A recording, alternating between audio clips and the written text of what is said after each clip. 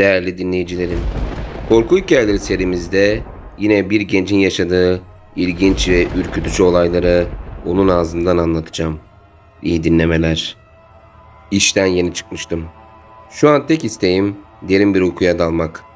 Yoğun trafik sayesinde direksiyonda uyuyakalmışım. Arkadan yükselen korna sesleriyle kendime geldim. Sonunda güzel evime varabilmiştim. Bütün gün şirkette verileri hesaplamaktan artık başım dönüyordu. Sanırım çok fazla yoruluyordum. Artık rahat bir uyku çekmek için yatağıma uzandım. O kadar yorgundum ki üstümü çıkarma gereği bile duymadım. Son zamanlardaki yorgunluğumdan olacak bu gece kötü bir kabus görmüştüm. Maskeli bir adam komşumuz Deli Osman'ı odasında bıçak darbeleriyle defalarca bıçaklayıp yatağında boğazını kesiyordu. Tam evden çıkarken aynaya bakıyordu ki uyanmıştım. Son zamanlarda aramızda park sorunları olmuştu. Benim arabamın camını kırmıştı. Böyle şeyler her zaman yapardı. Bu yüzden Deli Osman lakabını almıştı. Sabah çok zor uyanmıştım. Çalan zil beynime balyoz etkisi yapıyordu. Üstümü giydikten sonra uykumun açılması için bir kahve yapmıştım. Rüyamı yeni hatırlıyordum. Ama pek kurcalamadım. Çünkü bir musibet olalı aylar geçmişti. Zaten Osman'la oturup anlaşmıştık. İnsanlar her zaman kabus görebilirdi. Evden çıkmıştım. Arabama bineceğim sırada bir çığlık duymuştum. Atılan çığlık kulağımı tırmalamıştı. Bu Osman'ın evinden geliyordu. Arabanın kapısını kapatıp o yöne doğru yürüdüm. Çığlıklar şimdi feryada dönüşmüştü. Osman'ın karısı evinin önünde yardım edin diye bağırıyordu. Koşmaya başlamıştım. Telaşlı bir şekilde "Ne oldu Hatice?" deyince ağlayarak kapıyı işaret edip sadece "Osman" diyebilmişti. Odaya girdiğimde Osman'ın boğazı kesilmiş bir vaziyette yatağında yatıyordu. Polis olay yerine gelmişti. Bütün odaları aramalarına rağmen ayak izi bile bulamamışlardı. Osman'ın cesedini ise incelemek için götürmüşlerdi. Beni de sorguya almışlardı. Suçsuz olduğumu anlayınca tekrar serbest bırakmışlardı. Oradan şirkete geçmiştim. Çok dalgındım. Rüyamın bir anlamı olmalıydı. Bir şey katili bulmamı istiyordu. Patron bugün çok dalgın olduğumu görünce sebebini sormuştu. Komşumuzun ölümünü anlatınca başsağlığı dileyip istersem izin kullanabileceğimi söylemişti. Bu adamı gerçekten çok seviyordum. Belki de işimin zor olmasına rağmen şirketinde kalmamın tek sebebiydi. Yine akşam yorgun argın eve dönmüştüm. Nedense bugünler çok yoruluyordum. Ne kadar uyusam da yine aynı tempodaydım. Eve girince ilk işim kendimi koltuğa atmaktı. Uyumak istemiyordum.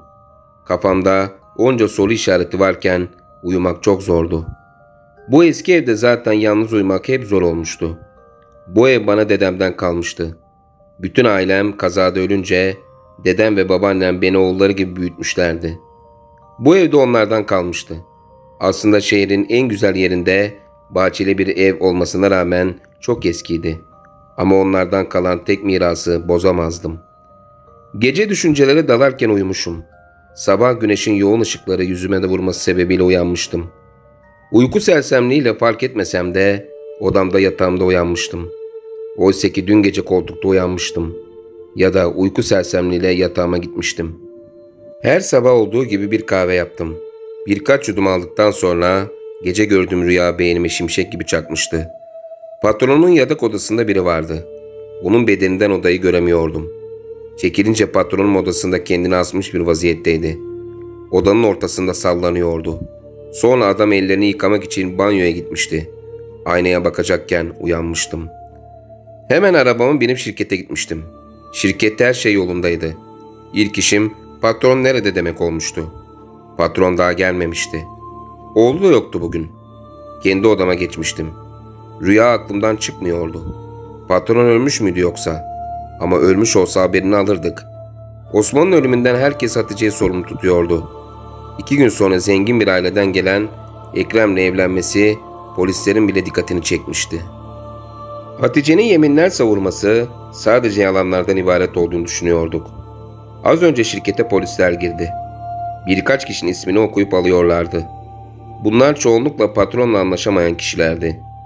Ben de polislerin yanına koşup bir sorun olup olmadığını sordum. Dün gece patronun evinde ölü bulunmuş. İntihar gibi gözükse de cinayetten şüpheleniyorlarmış. Patronun oğlu alınan kişilere tehditler savuruyordu. Gözyaşları eşliğinde suçlamalarda bulunuyordu. Patronun ölümü üzerine herkese bir hafta izin vermişlerdi. İşten erken çıkmıştık. Ama ben halen şaşkındım. Polisler fazla bilgi vermiyorlardı. Yalnız cinayet olma ihtimalinin olmadığını düşünüyorlardı. Eve vardığımda akşam olmuştu. Bütün gün cenaze işlerine yardım etmiştim.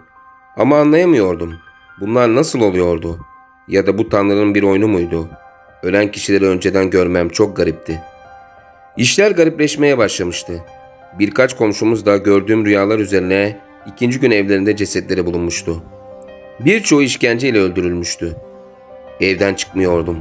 Artık çaresizlikten evi arıyordum. Bu eski evde bir şeyler bulma ihtimalim olabilirdi. Belki bir lanet, belki bir büyü vardı. Dedemin odasına gezerken ayağımı koyduğum bir tahta diğer tahtalardan farklı bir ses çıkarıyordu. Sanki altı boş gibiydi. Birkaç tıklatmadan sonra çekiçle tahtayı kırmıştım. Altından çok eski bir anahtar çıkmıştı. Üzerine şeytan motifleri işlenmişti ve bir de eski bir harita vardı. Haritada dağda bir yer işaretlenmişti. Fazla uzakta değildi ama oraya varmam akşamı bulurdu. Daha fazla ölüm görmeden yola çıkmıştım. Hava kararmadan oraya yakın bir yere varmıştım. Artık arabadan inip etrafı incelemeye başlamıştım. Akşam olduğu için ormanı fener aracılığıyla geziyordum. Ormanın kurumuş ağaçları gece korkulu yaratıklara benziyordu. Hayvan sesleri geceyle aynı korkunçluğa sahipti. Yoğun aramama karşılık bir kulübe bulmuştum. Çoğu tahtası çürümekten ufalanmıştı. Elimdeki anahtarı kapının deliğine yerleştirdim. Kapı büyük bir sesle gıcırdayarak açılmıştı. İçerisi boştu. Her yerden tozdan görünmüyordu. Tozu biraz silmeye başarınca bodrum kapağı gibi bir şey bulmuştum. Birkaç darbeyle kapağı kırmıştım. Aşağı merdivenler uzuyordu. Fenerimin ışığıyla bile sonunu göremiyordum. Merdivenlerden dikkatli bir şekilde aşağı inmeye başladım. Yolun sonuna vardığımda gördüklerim beni hayrete düşürmüştü. Burası kocaman bir odaydı. Yer altına sanki 1000 kişilik yer yapmışlardı. Yerlere çizilmiş sıra dışı çizimler beni korkutmaya yetmişti.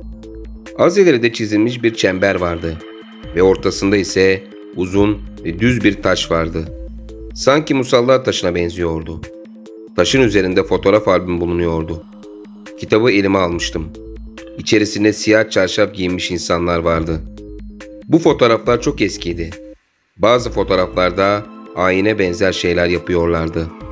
Ama son fotoğraftaki kişiler annem ve babama çok benziyorlardı. Ve taşın üzerinde de bir bebek yatıyordu. Fotoğrafın arkasında bazı yazılar yazıyordu. Bu dedemdi. Bana yazmıştı. Sanki bu anı önceden biliyormuş gibi. Oğlum, seni yıllarca ben büyüttüm. Annen, babam ve ben Mecusi dinine mensuptuk. Yani ateşe, şeytana tapardık. Geleneksel olarak ilk doğan çocuk şeytana kurban edilir. Seni kurban etmek için taşa yatırdık. Mecusi rahibi eşliğinde duaları tekrarlamaya başladık. Yalnız bir şeyler ters gitti. Şeytan orada annenin ve babanın canını aldı. Senin yaşamanı istiyordu. Şeytan güçlenmeye başladığında senin bedeninden ayrılacaktı. Sen bunun için büyüdün. Şeklinde yazıyordu. Bu olamazdı. Yani şeytan içimde miydi? Bunların hepsini ben mi yapmıştım? Çemberin etrafındaki mumlar birden yanmaya başlamıştı. Kocaman oda beşik gibi sallanmaya başlamıştı. Her yandan hiç duymadığım bir dilde sesler yükseliyordu. O an karnımda bir ağrı hissettim. Sanki karnım yarılıyordu. Karnım iyice şişmişti. Sanırım içimdeki şeytan dışarı çıkıyordu. Daha sonra bayılmışım. Uyandığımda hiçbir ses yoktu. Ortalık sakinleşmişti. Hemen oradan uzaklaşıp çıkmıştım. Arabama binip eve geldim. Bu durumdan bir an önce kurtulmalıydım. İnternetten bir metafizik hocasının numarasını buldum. Kendisini aradım. Randevu aldım. Daha sonra metafizik hocasına yaşadıklarımı anlattım. Metafizik hocası üzerimde bazı ritüeller gerçekleştirdi. Bu ritüellerden sonra artık o rüyaları görmüyor, Çevremde de cinayete benzer olaylar artık yaşanmıyordu. Metafizik hocasına nasıl kurtulduğumu sordum. O da seni iblislerin kölesi yapmaya çalışmışlar. İçindeki iblis varlığı yaktım. Artık bu musallattan kurtuldun dedi. O evden de derhal taşınmamı söyledi. O evden artık taşınmıştım ve o evi de başkasının olaylar yaşamaması için satmadım. Zaten ev çok eskiydi. Daha sonra yıktırıp yeni bir ev yapılması için bekleyecektim. Şimdi huzurlu güzel bir yaşamım var. Umarım bir daha bu olayları yaşamam. Değerli dinleyicilerim, bir korku hikayesinin de sonuna geldik. Kanalıma henüz abone olmadıysanız abone olup videoyu beğenerek bana destek olabilirsiniz. Bir başka hikayede görüşmek üzere. Hoşça kalın.